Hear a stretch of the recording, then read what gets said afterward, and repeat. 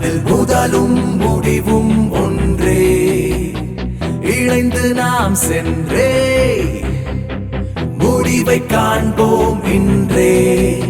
தொலைவில் சிகரம் முதலடி வைப்போம்.